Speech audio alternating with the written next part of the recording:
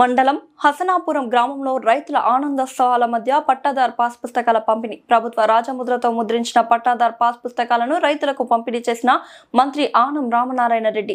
గ్రామానికి విచ్చేసిన మంత్రికి ఘన స్వాగతం పలికిన గ్రామస్తులు, నేతలు, అధికారులు. మీ భూమి మీ హక్కు కార్యక్రమం ద్వారా రైతులకు సంపూర్ణ భూ యాజమాన్య హక్కులు కల్పిస్తూ ఆంధ్రప్రదేశ్ ప్రభుత్వ రాజముద్రతో పాటు QR కోడ్ వంటి భద్రతా ప్రమాణాలతో నూతన పట్టాదార్ పాస్ పుస్తకాలను పంపిణీ చేస్తున్నాం. గత ప్రభుత్వం, గత ముఖ్యమంత్రి ఫోటోలతో ముద్రించిన పట్టాదార్ పాస్ పుస్తకాలు రద్దు చేసి ప్రభుత్వ రాజముద్రతో రైతులకు పట్టాలను పంపిణీ చేస్తున్నాం. రైతుకు అన్నం పెట్టే భూమికి రైతును రాజుగా చేయడమే తమ ప్రభుత్వ ప్రధాన లక్ష్యం. అధికారం చేపట్టి తొలి కేబినెట్ సమావేశంలోని ప్రజలకు ఇచ్చిన హామీ మేరకు గత ప్రభుత్వం రైతులకు ద్రోహం చేసేలా తీసుకువచ్చిన ల్యాండ్ టైటిలింగ్ యాక్ట్ను రద్దు చేశాం. గత ప్రభుత్వం 1 కోటి మంది రైతులకు భూమి వివరాలను, భూమిపై వారికి హక్కు లేకుండా ఎందుకు పనికిరాదని పట్టాదార్ పాస్ పుస్తకాలను ముద్రించి పంపిణీ చేసేందుకు ప్రయత్నం చేసింది.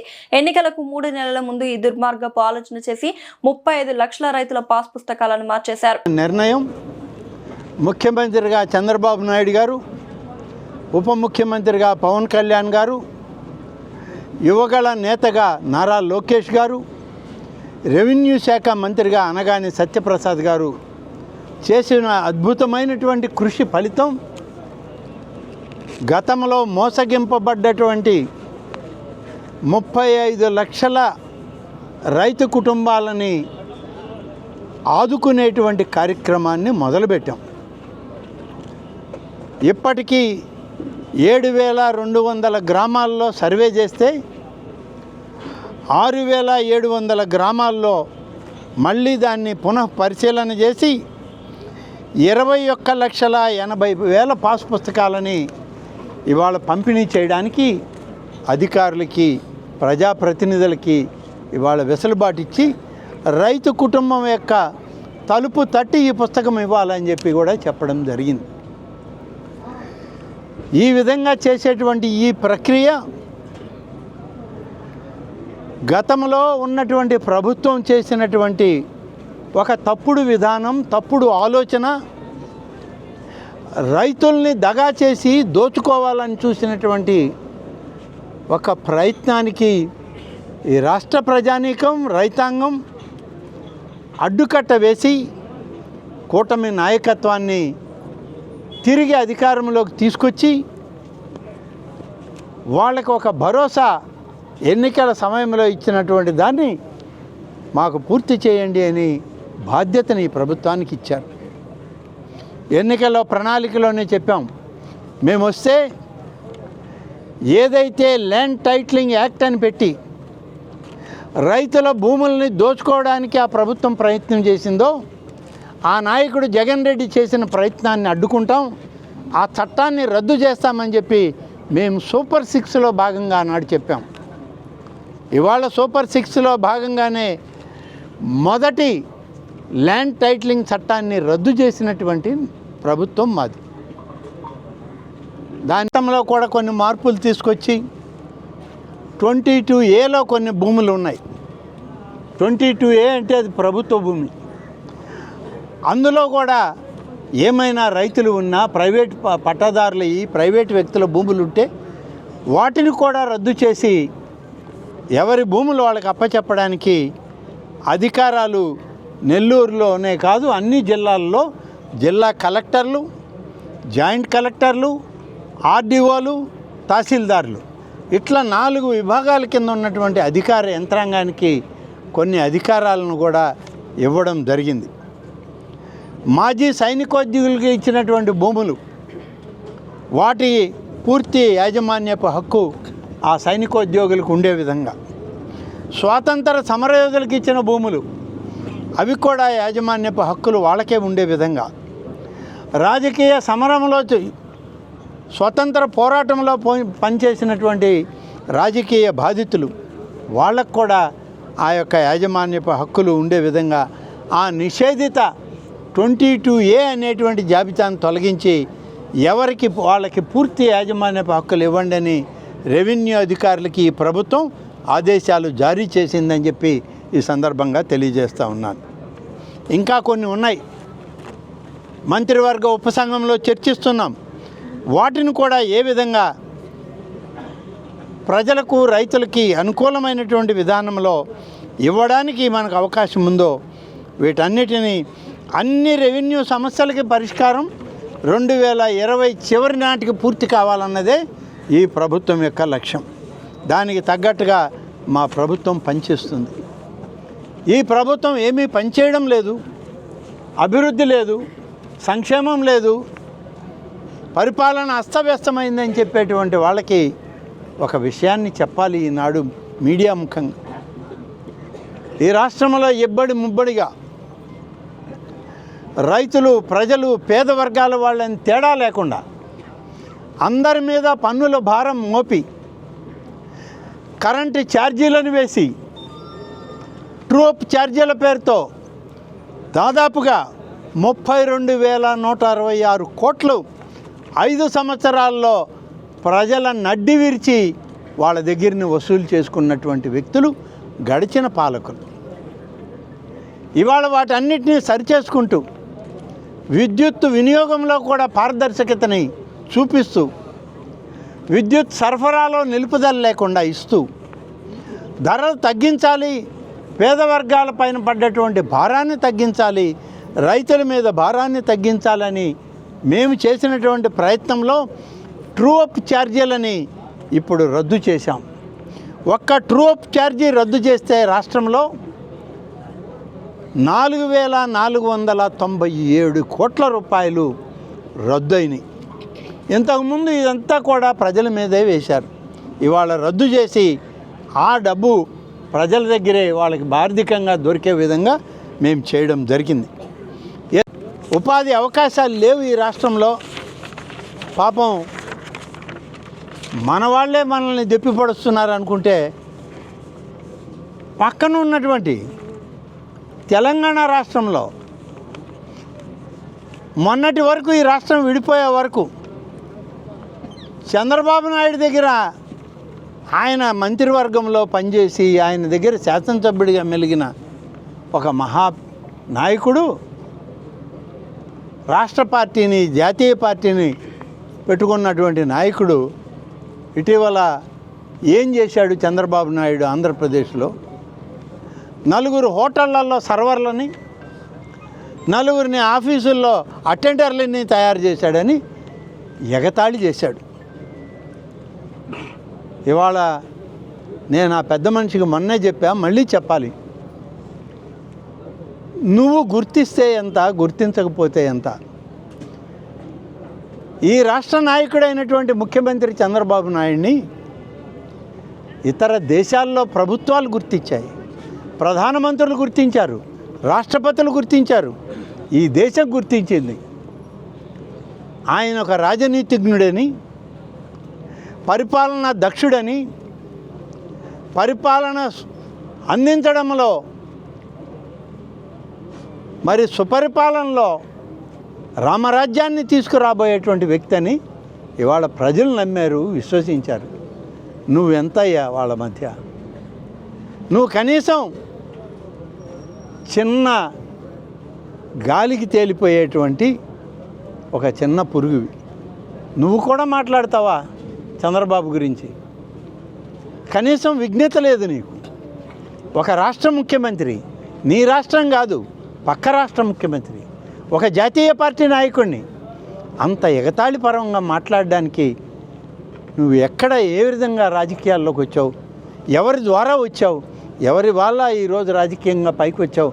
ఒకసారి నీ చరిత్ర చదువుకో, నీ చరిత్ర చూసుకో. తెలుగుదేశం పార్టీ, స్వర్గీయ ఎన్టీ రామారావు, ఇవాల్టి చంద్రబాబు నాయుడు నిన్ను ఏ విధంగా తమ స్నేహహస్తం అందించి ఇవాళ నీకు ఒక ఉన్నత స్థాయి కల్పించారో ఒకసారి గుర్తుపెట్టుకో. నీకు ఆ విజ్ఞత లేదు.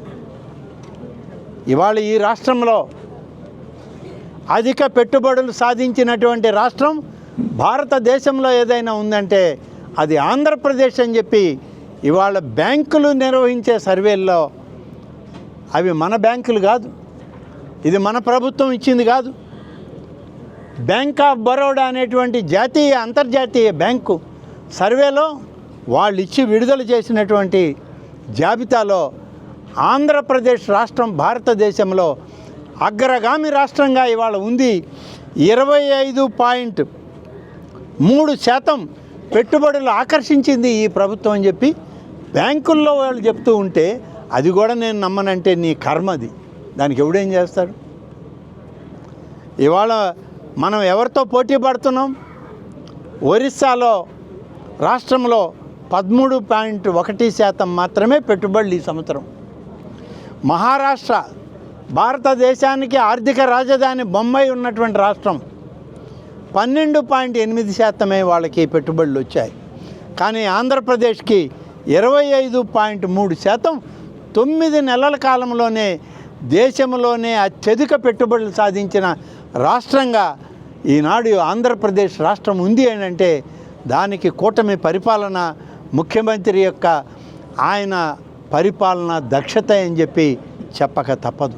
చేసినటువంటి ఈ ప్రభుత్వం ఇది 1 సంవత్సర కాలం పెట్టుకున్నాం. 1 రోజు 2 రోజులు చేసి చేతులు దులిపేసే ప్రభుత్వం కాదు ఇది. రాబోయేటువంటి భవిష్యత్తులో రాబోయేటువంటి తరాలకు కూడా రెవెన్యూ భూమి సమస్య లేకుండా అన్ని సమస్యల పరిష్కారానికి పనికొచ్చేటువంటి ప్రభుత్వ రాజముద్రతో ఉన్న పాసు పుస్తకాన్ని ఇవాళ రైతులకి ఇవ్వడం జరుగుతుంది. డిసెంబర్ 31, 2026 వరకు ఈ ప్రక్రియ సాగుతుంది. ఎక్కడ చిన్న చిన్న తప్పులున్నా వాటన్నిటినీ కూడా సరిచేస్తూ ప్రభుత్వం ప్రతి నెల 1వ తారీఖు నుంచి 7వ తారీఖు వరకు ఈ పుస్తకాల పంపిణీ గ్రామాల్లో ఉంటుంది.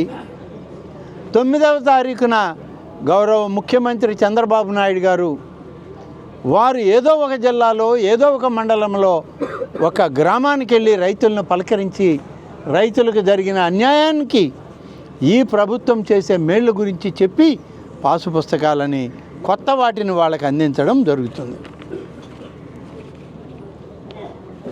పెట్టుబడులు తీసుకొచ్చి పరిశ్రమలు తీసుకొచ్చి లక్షలాది మందికి ఉద్యోగ ఉపాధి అవకాశాలు కల్పిస్తున్న ఈ రాష్ట్రంలో భవిష్యత్తు రాబోయేటువంటి 2-3 సంవత్సరాల్లో ఒక అద్వితీయమైనటువంటి రాష్ట్రంగా భారతదేశం ఆంధ్రప్రదేశ్ వైపు చూసేటువంటి రాష్ట్రంగా తీర్చిదిద్దబోతూ ఉన్నారు.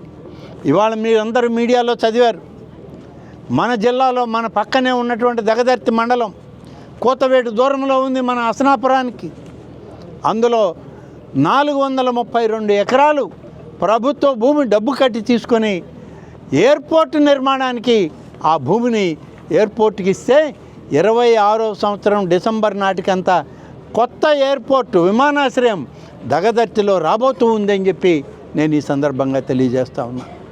పక్కనే ఉన్నటువంటి కృష్ణపట్నం పోర్టు 15,000 ఎకరాల పరిశ్రమలు నెలకొల్పే పారిశ్రామిక వాడని తిరుపతిలో పెట్టిపోతే జగన్మోహన్ రెడ్డి ఈ జిల్లాకు అన్యాయం చేస్తే ఇవాళ చంద్రబాబు నాయుడు తిరిగి ఆలోచన చేసి కృష్ణపట్నం ఓడరేవుతోటి అక్కడ 15,000 ఎకరాల్లో వచ్చేటువంటి పారిశ్రామిక వాడను కూడా నెల్లూరు జిల్లాకి ఇచ్చి నెల్లూరు జిల్లా యువతకి భవిష్యత్తు చూపినటువంటి నాయకుడు చంద్రబాబు నాయుడు అని చెప్పి చెప్పక తప్పదు. తిరుపతి జిల్లాకి దుగరాజపట్నం మన ఓడరేవు ఏర్పాటు చేస్తే ఇవాళే చూసాం మీడియాలో. ఆంధ్రప్రదేశ్ మ్యారిటైమ్ బోర్డు అని పెట్టి అలాగే విశాఖపట్నం పోర్ట్ ట్రస్ట్తో ఆ ప్రాంతంలో ఓడలు నిర్మాణం చేసే కర్మాగారాన్ని దుర్గరాజపట్నం పోర్టులో నిర్మాణం చేయడానికి తిరుపతి జిల్లాకి ఒక పోర్టుని మన ఓడరేవుని తీసుకొచ్చిన ఘనత ఇవన్నీ ఎవరు సాధించినాయి? ఈ కూటమి నాయకత్వం సాధించింది. చంద్రబాబు నాయుడు పరిపాలన దక్షతతో ఇవన్నీ సాధించుకుంటున్నాం. ఇంకా భవిష్యత్తు చాలా ఉంది. అందుకనే భవిష్యత్తులో ఆంధ్రప్రదేశ్ రాష్ట్రం రామరాజ్యం కాబోతుంది. సువర్ణ అధ్యాయానికి శ్రీకారం చుట్టినటువంటి పరిపాలన దక్షత కలిపిన నాయకులు ఇవాళ ఈ రాష్ట్ర పరిపాలనలో భాగస్వాములు అని చెప్పి మీడియా ద్వారా ఈ రాష్ట్ర ప్రజానీకానికి మనకి అందరికీ తెలిసే విధంగా ఈ విషయాలన్నీ చెప్పే ప్రయత్నం చేశానని చెప్పి ఇప్పుడు ప్రతి ఇంటి దగ్గరికి వెళ్ళి కొన్ని పాస్ పుస్తకాలు నేను ఇస్తాను. అధికారులు మిగిలిన వాళ్ళందరికీ కూడా ఈ యొక్క రాజముద్రతో ఉన్న పాస్ పుస్తకాలు రైతులకు ఇవ్వడం జరుగుతుంది.